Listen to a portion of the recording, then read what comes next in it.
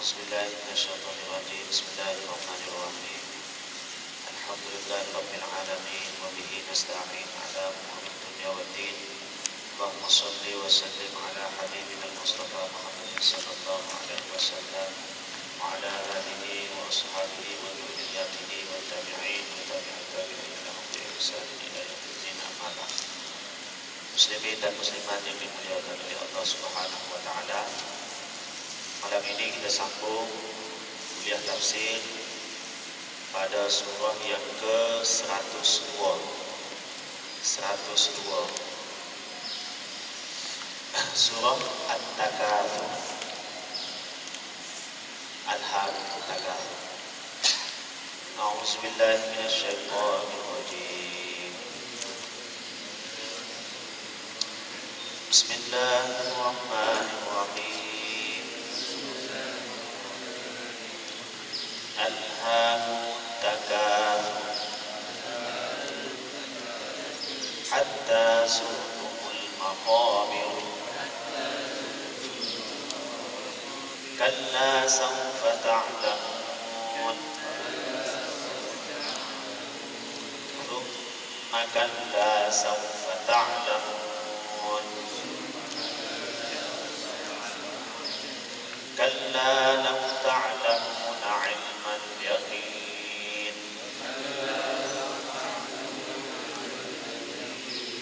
latarawunnal jahim thumma latarawunnaha 'ainal yaqin thumma latus'alunna yawma idzin 'anil na'im.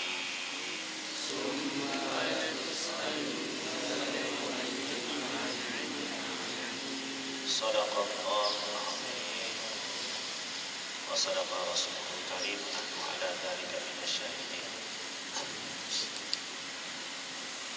Alhamdulillah, kita baca surah At-Takatsur. Surah At-Takatsur surah Makkiyah, mengandungi 8 ayat yang kita baca tadi. Dinamakan surah At-Takatsur sebab Allah Subhanahu wa taala sebut Alhaakum At-Takatsur. Alhaakum At-Takatsur. Alhaakum At-Takatsur. Yang Allah buka pada ayat yang pertama dengan maksud At-Takatsur ini bermegah-megah, lumba-lumba untuk mendapatkan habuan dunia lebih banyak daripada orang lain. Kemudian dengan apa yang kita perolehi itu, kita bermegah-megah pula, berbangga-bangga dengan apa yang Allah kurniakan kepada kita. Itu namanya At-Takatsur. Sama ada bermegah-megah, berbangga-bangga itu dengan harta ataupun dengan anak-anak, anak cucu, ataupun dengan orang bawahan kita, sesiapa yang memberi pertolongan kepada kita. Surah ini kaitan dia dengan surah sebelumnya. Sebelum ini kita baca surah Al-Qari'ah. Al-Qari'ah itu tentang hari kiamat. Surah Al-Qari'ah menceritakan tentang ahwal ataupun huru-hara hari kiamat.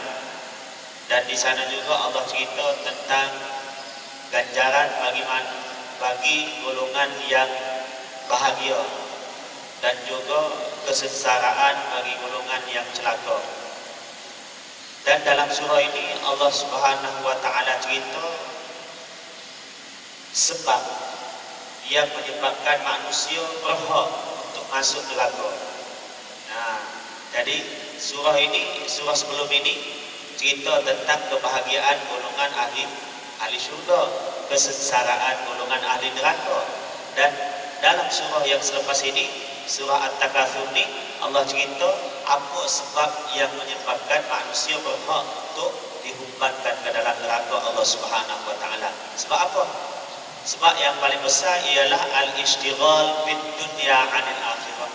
Sebab manusia ini sentiasa sibuk dia dengan dunia sehingga melupakan akhirat. Sibuk dia kumpul harta, sibuk dia cari pangkat, kedudukan dan sebagainya, sehingga melupakan agama, lupa kepada Allah Subhanahu wa taala, lupa untuk beramal kepada hari akhirat. Inilah yang menyebabkan manusia iqtiraful atham, sanggup berbuat dosa. Bila dah lupa akhirat, lumba-lumba untuk mengejar dunia, manusia akan sanggup buat dosa dan manusia akan tinggalkan tanggungjawab dia terhadap akhirat, yang mana itulah tujuan dia diciptakan. Berbanding dia kejar akhirat, dia lupa akhirat. Terbalik dah jadi. Ini cerita dalam surah At-Takatsur. Kemudian dalam surah ini juga Allah Subhanahu wa taala cerita bahawa manusia lupa kepada Allah dengan sebab manusia ini hidup bersenang-lenang dengan dunia, sehingga kan manusia lupa mati. Tak sedar juga bahawa kita ni nak kejar dunia, padahal daripada muda sampai ke tua tak dapat apa yang kita kejar pun tak sedar juga.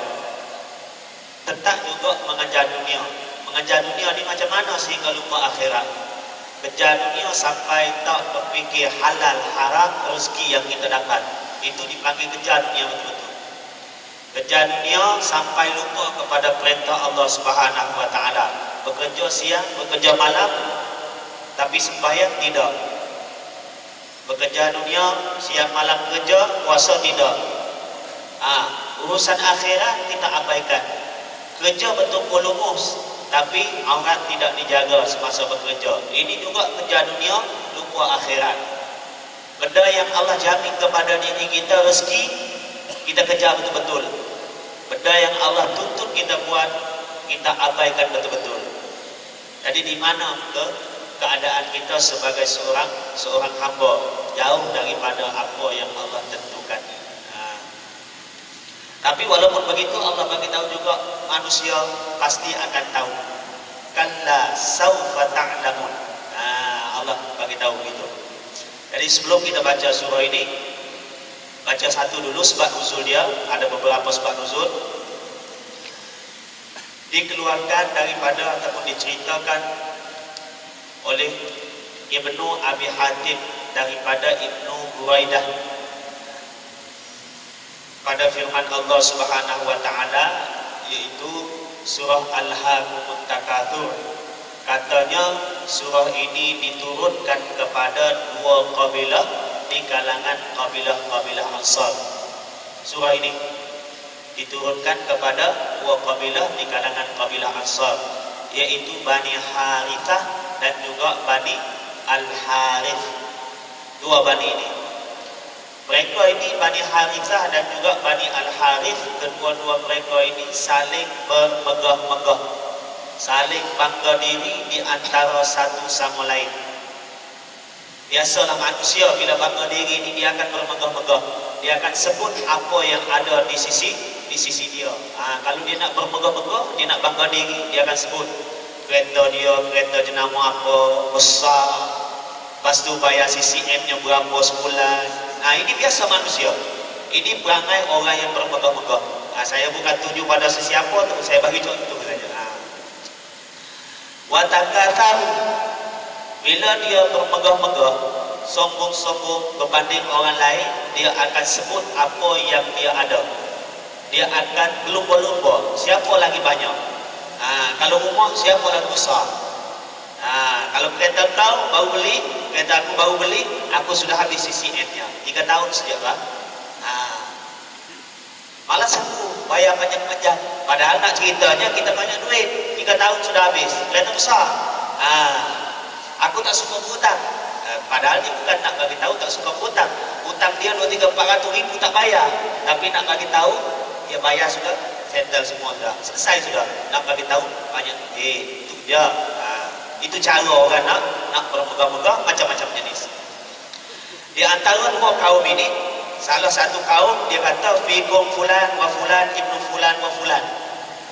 Aku ada keturunan kami, manusia yang begini hebatnya. Keturunan kau ada. Kami sulung batang dicabar, kau ada. Begitu contohnya. Kami, kau. Cerita tentang kehebatan kita, cerita. Lepas tu kau ada. Belakang tu, kalau tak tanya dia pun dalam hati. Kita sendiri, sebab kita nak berbangga-bangga berbanding dia. Ini Bani Harithah dan juga Bani Al-Haris. Ini cerita sebab turunnya ayat ini, surah ini. Kemudian suku lain pula sebut begitu juga, tafakharu bil ahya. Mereka ni sebut yang masih hidup lagi. Ini suku sakat aku ni, YB dia. Masuk kami semua menjadi keluarga kami. Ini orang yang berbangga-bangga. Dia berbangga dengan yang hidup. Tak cukup yang hidup, dia pergi tunjuk kubur. Ini kubur si fulan ni, si anu ni. Kubur begini, besar begini ni. Tengok namanya meninggal itu. Apa yang kubumikan dia ni? Macam-macam cara bermegah-megah. Ini sama dengan kaum dahulu. Mereka bermegah, inilah cara mereka. Habis bermegah dengan yang hidup, mereka pergi ke kubur-kubur yang telah pun meninggal dunia. Mereka bermegah-megah dengan yang dah meninggal dunia. Ini disebut dalam kitab secara jelas. Thumma taraku bina ila kubur. Lepas berbangga dengan yang hidup, jom kita pergi di kubur. Nak bermegah dengan isi kubur pula. Yang dalam kubur pun nak bermegah. Kalau kita ini cerita masa hidup dia ni kaya ni, ini keluarga aku ni juga. Itu yang nak bagi tahunya. Faja'alat ihda ta'ifatain taqulu. Maka satu kelompok, satu suku kaum tadi cerita, ada kata ada di kalangan puak-puak kamu macam si fulan ni. Si fulan ni dulu begini dicerita. Suku sakat kamu ada. Dia cerita, kemudian dia tanya orang lain. Ada kata ada dalam suku sakat bangsa tadi. Ini situasinya. Maka suku sakat yang lain pula, dia tunjuk kubur ini, dia cerita tentang kelebihan yang ada dalam kubur ini. Dia tanya orang lain pula. Bukan nak cerita sangat, nak berbangga-bangga. At-takathur, bermegah-megah. Fa'anzalallah alhaakumut takathur hatta surtumul maqabir. Telah alhaakum, telah melalaikan kamu. Apa yang menyebabkan kamu jadi lalai? At-takathur, bermegah-megah. Sifat bermegah-megah ni menyebabkan manusia jadi lalai, manusia jadi lupa diri dia. Siapa yang sebenarnya? Dia ni adalah hamba Allah Subhanahu wa taala. Kalau Allah kurniakan banyak pun dia tetap menjadi hamba. Apatah lagi Allah tidak kurniakan apa-apa kepada kita. Semua yang Allah bagi kepada kita ini merupakan pinjaman. Kalau kita sedar itu, kita tidak akan angkuh, kita tidak akan bermegah-megah. Bahkan kita akan menjadi manusia yang lebih tawaduk lagi, rendah diri lagi. Sebab apa? Kita memiliki benda yang kita tidak miliki. Sebab itu adalah pinjaman ataupun kurniaan sementara. Bila kita sedar sementara, bila kita sedar pinjaman, kita tidak angkuh. Tapi kita rasa itu milik kita, kita rasa angkuh. Sebenarnya bayar pada bank belum lagi habis, baru pula 1 bulan kita sudah mendamik dada sudah. Kenapa? Kereta baru, padahal kereta bank. Sebab apa? Sebab kita rasa kita punya. Padahal baru bayar CCM 1 bulan. Kalau bayar 1 tahun pun masih ada 9 tahun lagi. Kalau buat 10 tahun. Nampak? Kalau kita bayar semua pun itu bukan kita punya. Allah yang punya. Ada seorang ulama membuat perumpamaan. Tak usah kita rasa bangga lah pada diri kita. Sebab kita sendiri ini, kalau ada IC kita ni ditulis milik siapa. Kalau ada surat lahir kita ni ditulis milik siapa? Milik Allah. Maknanya bukan milik kita. Kita sendiri milik Allah. Apatah lagi duit kita, harta kita, kereta kita, rumah kita, kekayaan yang kita ada. Maknanya kita sendiri adalah milik Allah Subhanahu wa taala. Tak payahlah kita bangga apa-apa yang ada di sekitar kita dan yang kita diberi pinjaman untuk sementara waktu. Ini situasi manusia. Alhaakumut takatsur, telah melalaikan manusia, telah melegakan manusia at-takatsur. Dengan sebab apa mereka lalai? Dengan sebab mereka ini at-takatsur, bermegah-megah. Manusia bermegah-megah dengan apa? Ada manusia bermegah-megah dengan anak pinak. Dia cerita habis kepada orang anak dia daripada anak pertama sampai anak terakhir. Kebetulan anak dia ini menjadi, alhamdulillah. Tapi yang menjadi tidak dia bermegah-megahnya. Kalau tak menjadi, yang satu di pusat serenti, yang kedua main bola kampung dia saja, itu pun tak pakai kasut bola. Macam mana dia nak bermegah-megah? Sifat orang bermegah ni dia ada sesuatu. Sebab tu orang miskin dia tak bermegah.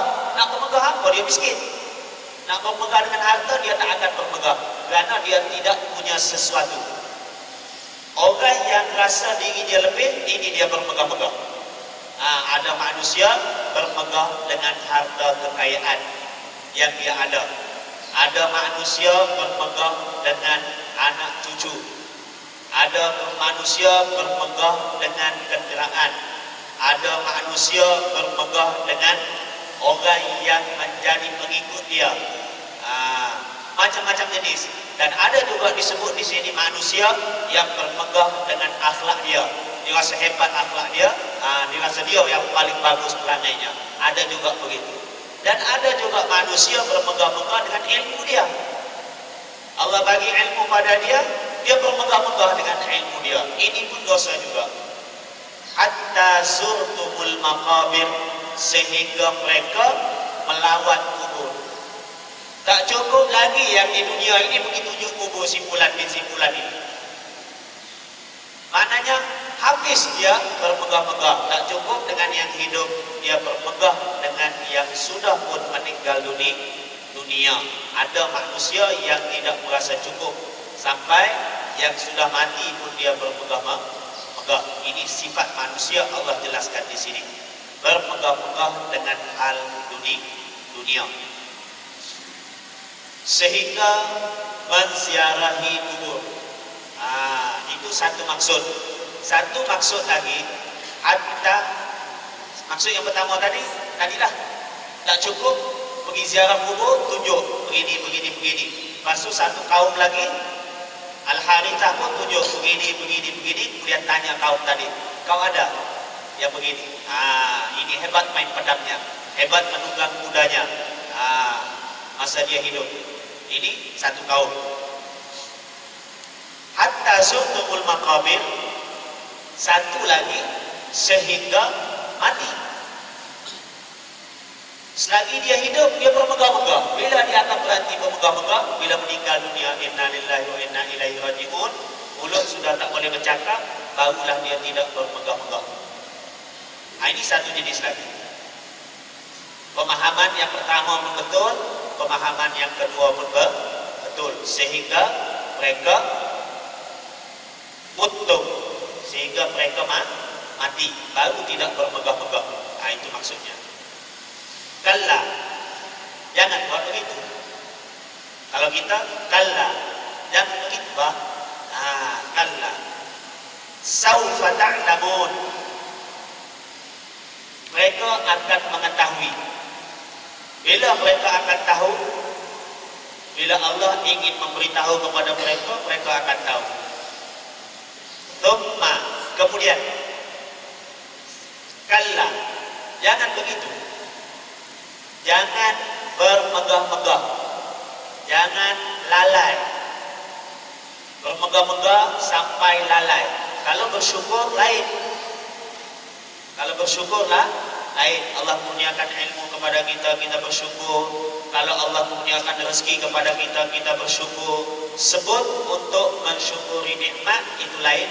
Sebut untuk berbangga-bangga, bermegah-megah, supaya orang lain tahu Allah bagi nikmat kepada kita banyak, supaya orang lain tahu kita lebih kaya daripada dia. Itu namanya bermegah-megah. Kalla saufa ta'lamun, thumma kalla saufa ta'lamun. Kemudian jangan begitu. Ta'lamun, kamu pasti akan tahu. Saufa di situ menunjukkan akan tahu, tapi bukan dalam tempo yang terdekat. Saufa akan, tapi lambat lagi. Kalau sata'lamun, sa dekat sudah. Kamu akan tahu bila dekat sudah. Mata satasab ila kota Kinabalu. Bila kamu akan pergi ke kota Kinabalu. Saufa ashabu ila kota Kinabalu.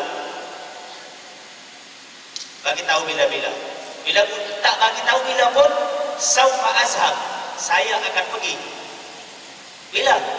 Orang tahu sudah. Bila kita jawab saufa ashab, saya akan pergi. Bila? Lambat lagi nak pergi. Tapi akan pergi juga. Kalau dia jawab sa'ashab, saya akan pergi. Bila? Dekat sudah.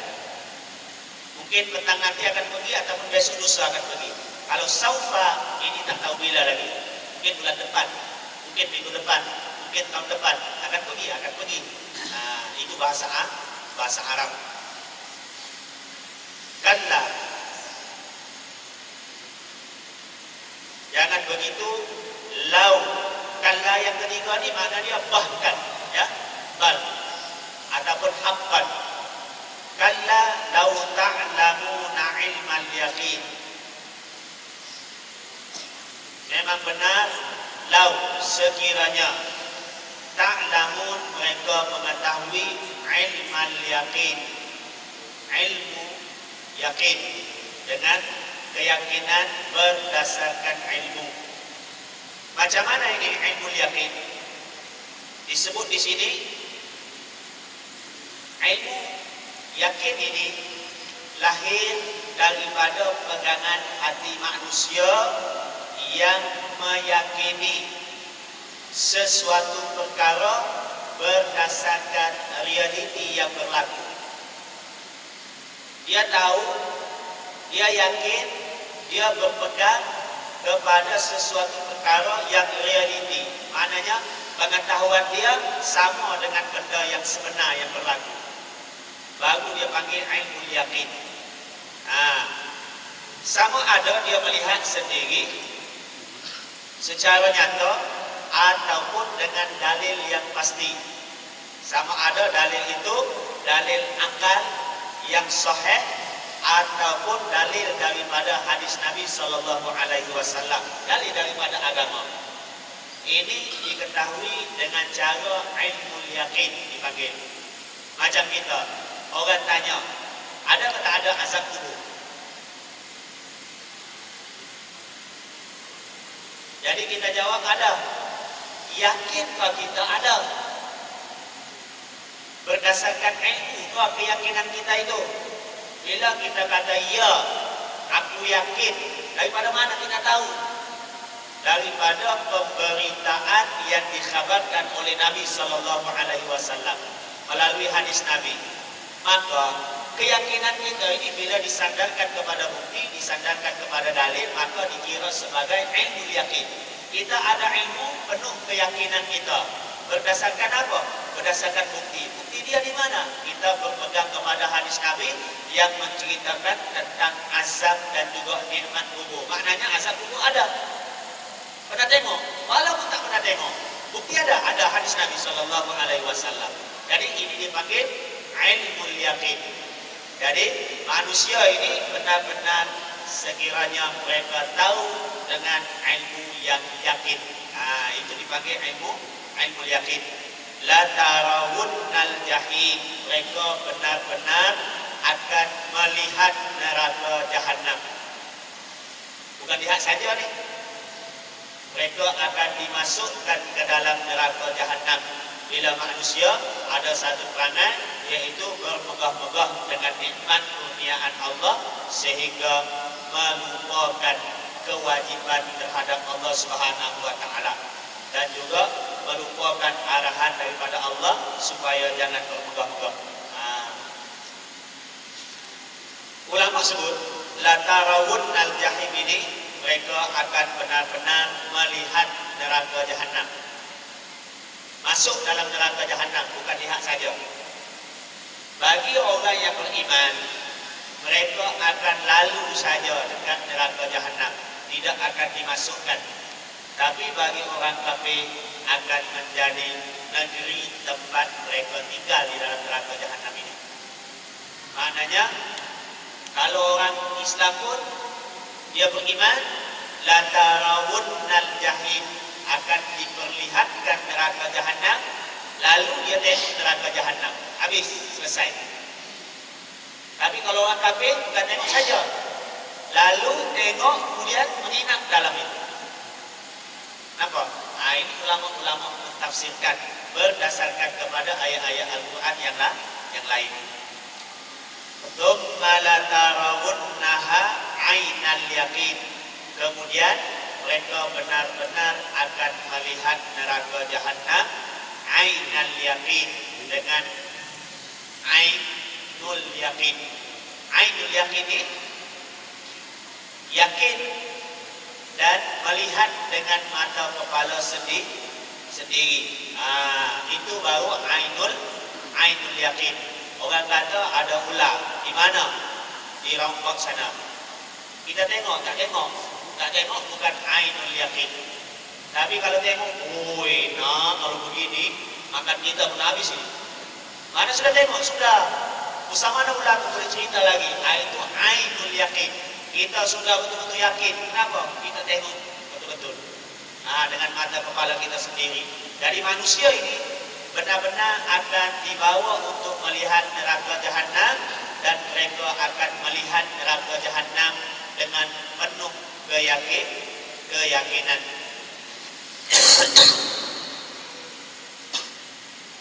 Tsumma latus'alunna yawma idzin 'anil na'im. Kemudian mereka benar-benar akan ditanya pada hari ini. Bila ini? Pada hari manusia dibangkitkan, kemudian dikumpulkan, kemudian menunggu untuk perhitungan amalan masing-masing.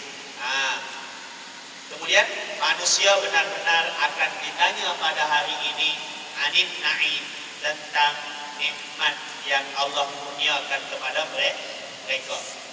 Adakah untuk dibangga-bangga? Adakah untuk sombong dengan orang lain? Ataupun untuk mentaati Allah Subhanahu wa taala. Jadi penegasan daripada Allah Subhanahu wa taala. Tsumma, kemudian selepas itu, selepas mereka sudah dibangkitkan daripada kubur, Allah akan tanya mereka pada hari akhirat nanti tentang nikmat yang Allah kurniakan kepada mereka, anugerahkan kepada mereka. Jadi itu secara satu persatu daripada ayat 1 sampai ayat 8. Dan kita baru baca satu sebab nuzul. Dia ada beberapa sebab nuzul di sini. Sebab turunnya ayat yang seterusnya. Sebab yang kedua, diceritakan daripada Ibnu Jarir, daripada Ali, katanya, kami sebelum ini ada perasaan syak, maknanya ragu-ragu, tidak yakin sepenuhnya tentang azab kubur, sehinggalah turunnya ayat Alhaakumut Takatsur sampai habis. Kalla, sehingga sampai ayat Tsumma kalla saufa ta'lamun. Kemudian jangan begitu, kamu pasti akan mengetahui. Ayat ini cerita tentang manusia pasti akan ketahui bila Allah Subhanahu wa taala telah berikan azab kepada manusia semasa berada di dalam kubur. Masa itu baru kita sedar betul-betul. Rupanya betul-betul Allah Subhanahu wa taala kata, jangan bangga, jangan sombong. Dalam kubur baru kita tahu bahawa betapa azabnya manusia yang bangga diri, betapa azabnya manusia yang menyombongkan diri. Sayyidina Ali pun sebut begitu. Kami sebelum turunnya ayat Al-Hakumut Takatsur ini, kami pun ada sedikit perasaan ragu tentang azab kubur. Tapi bila turunnya ayat ini, kami sudah yakin bila Allah cerita sampai begitu. Yang seterusnya cerita sebab nuzul lagi diceritakan oleh Imam Ahmad, Imam Muslim, Imam At-Tirmizi dan juga Imam An-Nasa'i daripada Abdullah bin Asy-Syikhir qala intahaitu ila Rasulillah sallallahu alaihi wasallam. Satu ketika kami jalan-jalan sampai jumpa Nabi sallallahu alaihi wasallam. Wa huwa yaqul, Nabi sallallahu alaihi wasallam bersabda, Al-Hakumut Takatsur, bermegah-megah telah melalaikan kamu semua, kata Nabi. Yaqul ibnu Adam, manusia berkata, mali mali, ini hartaku, wa halaka mimma lika illa ma akalta. Ada kata ada lagi harta kamu yang kamu mengaku pada hari akhirat ni. Dulu masa di dunia dulu kamu mengaku ini hartaku, ini harta aku. Ada kata ada harta kamu illa ma akalta. Yang tinggal harta kamu ialah apa yang kamu makan saja. Fa'afnaita, apa yang kamu makan kemudian jadi hampas. Itulah harta kamu sebenarnya. Selain daripada itu bukan harta kamu, kata Nabi sallallahu alaihi wasallam. Wa ma labista fa'ablaita, harta kamu yang nomor dua ialah apa yang kamu pakai kemudian jadi lusuh. Itu milik kamu. Ada kita tengok manusia pakai pakaian 3-4 lapis, walaupun dia kaya. Tak ada 1-2 lapis untuk menutup pakaian, untuk menutup badan saja. Ada manusia naik sebelah kaki kereta Pajero, sebelah kaki Land Cruiser. Tak ada, walaupun dia punya 5 kereta di rumah. Tak ada. Maknanya apa yang kita makan kemudian kita buang, itulah rezeki kita, harta kita. Apa yang kita pakai sampai koyak, sampai lusuh, itulah rezeki kita, harta kita, kata Nabi sallallahu alaihi wasallam. Au tasaddaqta fa'amdaita, ataupun harta kita yang ketiga, harta kamu ialah apa yang telah kamu sedekahkan. Fa'amdaita, dan kamu dapat habuan dia di hari akhirat nanti, berkekalan pahalanya. Jadi ini saja 3 benda ini yang menjadi harta kita, yang kita suap masuk dalam perut kita, yang kita pakai melekat di tubuh badan kita, dan yang kita sedekahkan kepada orang lain. Itulah harta milik kita. Selain daripada itu, kita akan tinggalkan kepada orang lain, bukan milik kita. Tak banyak sebenarnya yang menjadi milik kita. Nak jadi milik kita, makan banyak-banyak. Makan banyak-banyak pun agama tak suruh juga. Makan sekadar perlu saja, berhenti sebelum kenyang. Kalau kita berhenti setelah kenyang, kebalik, berhenti sebelum kenyang. Kenapa berhenti sebelum kenyang? Sebab kalau nak makan, boleh makan lagi. Berhenti sebelum kenyang. Nak makan, boleh makan lagi bila lapar. Sebab makan ni harus. Bila kita nak, kita boleh makan. Tapi yang penting halal.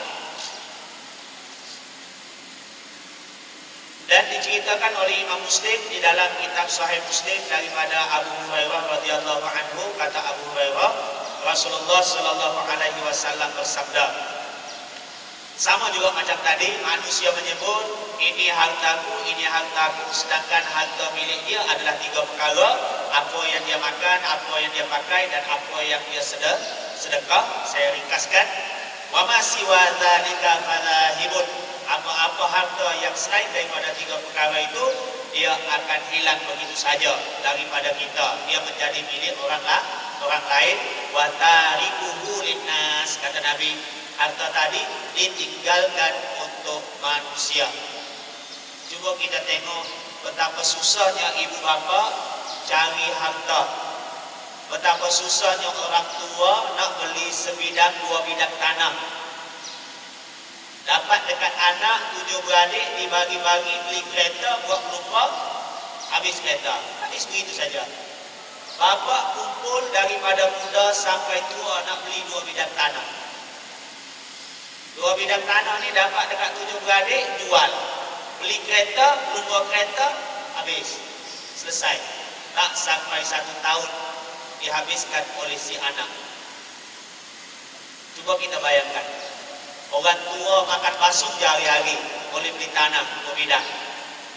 Anak sekejap saja kasih habis harta tadi. Maknanya tidak ada guna. Ada seorang imam di Kelantan, orang terkejut bila semua tanahnya diwakafkan. Orang terkejut, banyak tanah dia, berpuluh-puluh tempat diwakafkan semua. Bila orang tanya dia, wahai imam, kenapa imam wakafkan semua? Dia kata, cukup sudah anak-anak aku bagi pendidikan, bagi sekolah dia, pandai sudah dia cari rezeki, alhamdulillah. Dan aku sudah bagi tapak rumah seorang satu. Selebihnya dia kata, bagus aku wakafkan. Ada juga pahala aku bila aku masuk kubur. Kalau aku bagi kepada anak, belum tentu anak sedekahkan pahala untuk aku. Mungkin tahlil dia buat sekali, 2 kali. Tahun ini buat, tahun depan lagi buat. Ataupun tahun depan sibuk, 5 tahun akan datang baru buat. Lepas itu tak jumpa-jumpa lagi tahlil. Sedekah untuk ibu bapa. Mungkin dia buat sekali 2, lepas itu senyap. Tak tahu bila nak sedekah. Tapi kalau aku wakafkan, tetap sudah pahalanya berjalan. Mengalir pahalanya sampai hari kiamat. Orang yang bertanya, mengalir air mata mendengar jawaban imam begitu. Dia kata cukuplah bagi 1 tapak rumah kepada setiap anak yang baginya itu disedekahkan. Dulu berhabis dia mencari harta, beli tanah. Makan pun berkira-kira. Nak beli tanah, nak cari harta. Tapi bila sampai penghujung usia dia sedar apa yang baik, apa yang tak baik. Dia buat yang terbaik untuk diri dia. Anak dia nak buat yang terbaik untuk diri anak dia buat. Sebab dia sudah bagi pendidikan, kerja pun sudah ada, agama pun sudah dia bagi. Nak cari pahala, beli tanah, nak sedekah, beli tanah, nak wakaf, terpulang kepada anak dia pula. Anak dia pula yang mencari pahala sendiri. Dia buat untuk diri dia.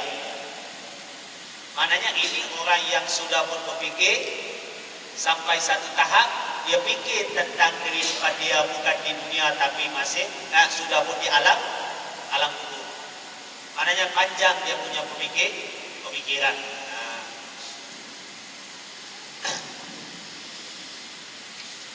Nabi SAW cerita. Ini hadis-hadis yang ada dalam ini saya baca. Tak sempat nak baca semua ni, panjang ni. Nabi kata, saya ringkaskan, bila seseorang mati, yang akan ikut dia 3 benda. Pertama, yang 2 benda ini akan balik ke rumah, dan 1 benda ini akan kekal bersama dia di dalam kubur.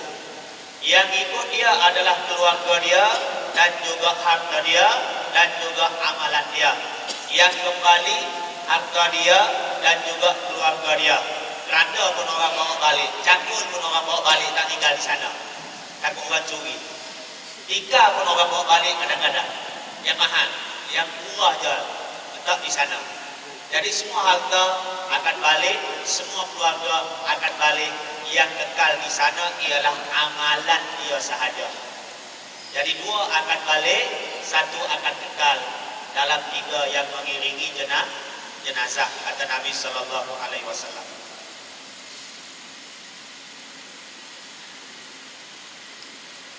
Di sini dalam tafsir ini dia cerita sikit tentang ziarah kubur. Tadi ada sebut tentang hatta zurtumul maqabir. Jadi ziarah kubur ini hukumnya adalah harus dan digalakkan oleh Rasulullah SAW, yang mana satu ketika Nabi melarang ziarah kubur. Kemudian Nabi perbolehkan ziarah kubur. Pertama sekali bila kita ziarah kubur, kita bagi salam kepada ahli kubur. Itu adab ziarah kubur. Kita bagi salam di sebelah kepala. Jangan bukan pergi sebelah kaki, pergi sebelah kepala. Kaki di sini, kepala sini, kita pergi sebelah kepala, kita bagi salam. Assalamualaikum ya ahlal kubur. Selamat sejahtera kepada kamu wahai ahli kubur, wahai penghuni kubur. Antas-sabiqun, engkau telah mendahului kami.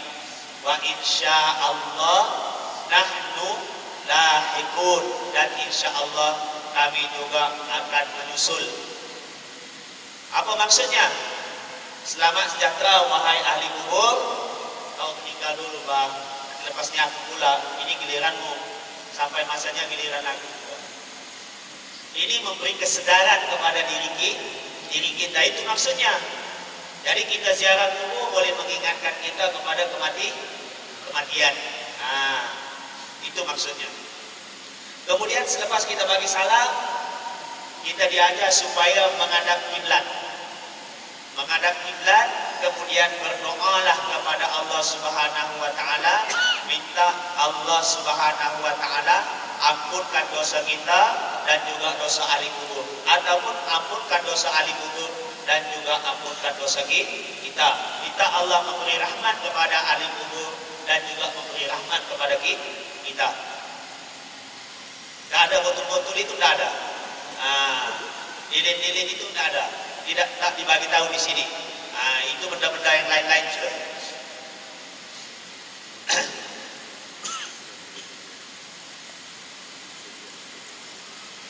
Diceritakan daripada Ibnu Mas'ud, sempat nih, isyak sudah, bahwa Rasulullah Sallallahu Alaihi Wasallam bersabda, sebelum ini aku menegah kamu daripada menziarahi kubur, sekarang ziarahilah kubur. Nabi kata, fa innaha tuzahhidu fid dunya, sesungguhnya menziarahi kubur itu menyebabkan kamu rasa zuhud terhadap dunia. Kamu tidak akan nak kumpul harta banyak sangat, karena kamu bila ziarah kubur, kamu akan ingat bahawa kamu akan ikut jejak langkah ahli kubur ini. Dulu dia meninggal, sekarang ini kamu.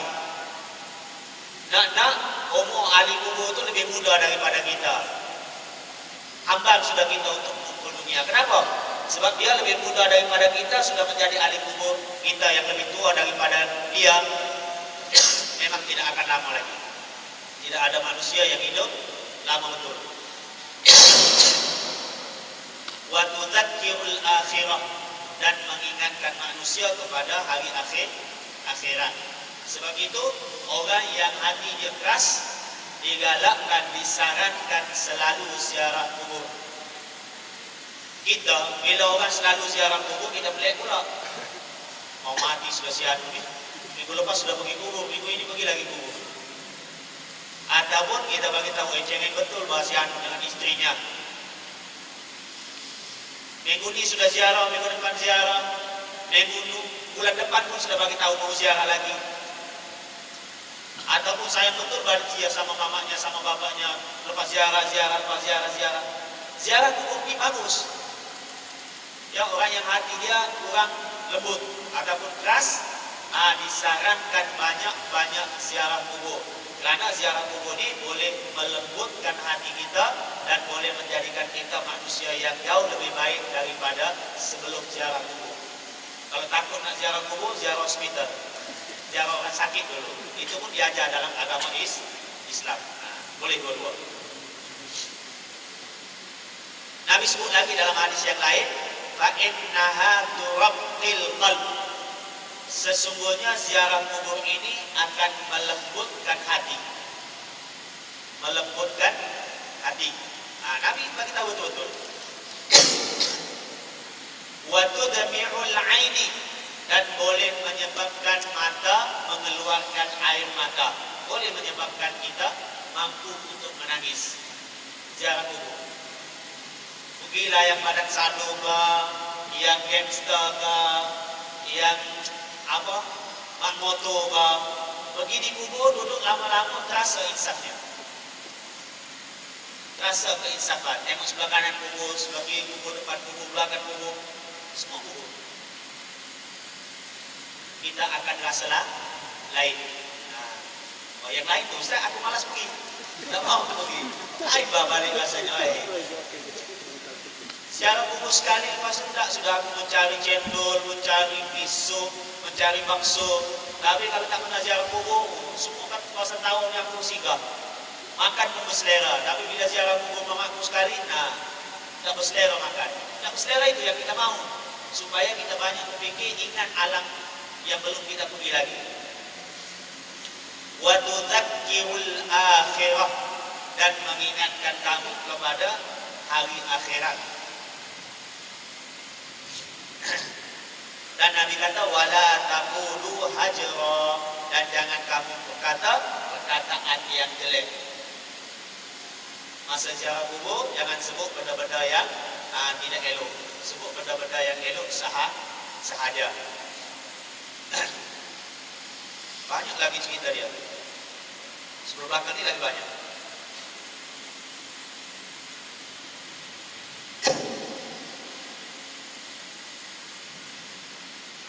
Tak boleh baca, dah kalau baca panjang lagi.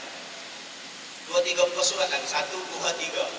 Semua hadis-hadis mengenai ayat Quran ini. Jadi insya-Allah kalau ada masa kita baca lagi.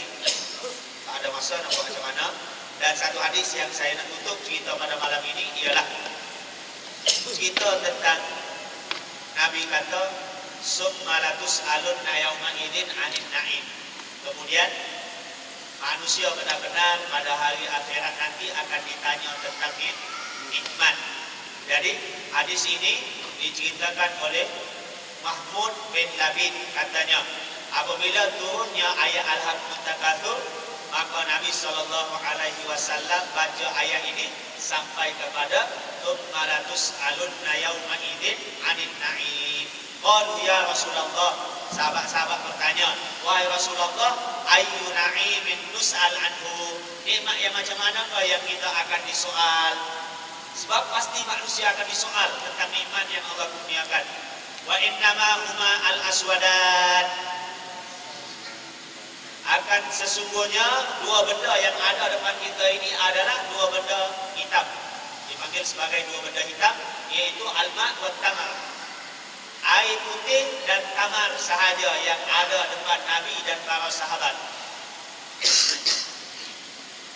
Wa suyufuna ala riqabina, sedangkan pedang-pedang berada di pundak-pundak kita. Kita nak berperang ya Rasulullah.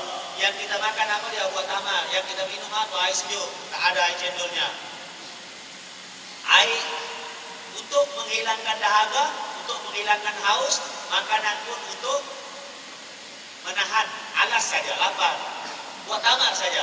Jadi nikmat apa lagi yang kita akan ditanya wahai Rasulullah, tanya sahabat. Wal adu hadirun, sedangkan musuh sudah pun menghampiri kita, nak berperang sudah ni. Fa'an ayyi na'imin nus'al, nikmat manakah yang kita akan disoal oleh Allah Subhanahu wa taala? Qala amma inna dzalika sayakun. Dua nikmat ini berkata Nabi benar-benar akan Allah tanya besok-besok. Air sejuk pun ditanya, buat tamar pun ditanya. Kita makan apa? Macam-macam jenis kita makan. Sahabat ada air sejuk, ada buat tamar, nak berperang, angkat senjata, musuh sudah datang. Allah tanya lagi pada nikmat yang kita makan ini wahai Rasulullah. Rasulullah kata memang ditanya, semua benda akan ditanya. Nak letak di mana rumah besar kita? Nak letak di mana kereta kita? 3 biji, kita naik sebiji saja. Isteri naik sebiji lagi di rumah saja. Maknanya ini belum lagi saya baca kisah Nabi SAW. Nabi bersama para sahabat. Sahabat keluar perut kosong, Nabi keluar perut kosong. Jumpa tengah jalan, dia kata, mau gimana? Kosong. Nabi pun sama lah kita kalau begitu. Berjalan pergi rumah seorang perempuan, kemudian perempuan tu angkat air besar sekali. Perempuan tu suaminya disembelih kambing. Nabi kata, jangan sembelih kambing yang guna untuk minum susu. Sebab minum susu ni untuk keluarga, diperlukan susu kambing. Jadi dia sembelih kambing lain dan makan. Alhamdulillah dijamu, kenyang. Sudah tak makan 1 hari, kemudian dibagi minum air, dibagi makan buah tamar, sementara tunggu untuk masak kambing. Kemudian masak kambing, alhamdulillah dijamu kenyang. Sahabat dengan Nabi SAW, Nabi kata, nikmat ini pasti Allah akan tanya. Tak ada makanan, lapar.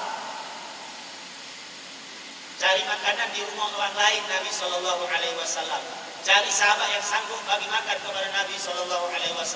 Bersama sahabat Nabi yang memperjuangkan Islam, sehingga Islam sampai kepada kita. Kita sampai-sampai nasi 1 bungkus, makan 2 mulut, kemudian buang untuk sampah. Nikmat. Nikmat pasti akan disoal. Jadi jagalah nikmat Allah Subhanahu wa ta'ala. Jangan kita membazir. Kadang-kadang banyak betul kita membazir. Nauzubillah min zalik. Ya, semoga Allah pelihara kita daripada sifat membazir.